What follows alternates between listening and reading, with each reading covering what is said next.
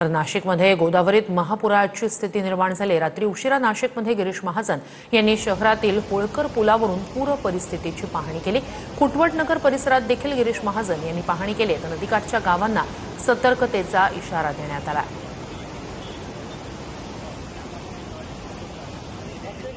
दृश्य आपण पाहतोय, गोदा घाटाचा हा संपूर्ण परिसर आहे। भुतोंड्या मारुती, ज्याला पुराचं इंडिकेटर म्हटलं जातं, तो सुद्धा पूर्णपणे या पाण्याखाली होता। ही संपूर्ण गोदा घाटाची दृश्य, त्याची पाहणी सध्या रात्रीच्या वेळेला गिरीश महाजनांनी केली, तेव्हाची ही दृश्य। मिलिंद नगरचा पूल असेल, फॉरेस्ट नर्सरीचा पूल असेल, हे दोन्ही बंद करण्यात आले। त्याला थोडे डॅमेज झालेले आहेत, त्यामुळे ते दोन्ही बंद करण्यात आलेले होते आणि सतर्कतेचा इशारा सगळ्यांना दिला होता।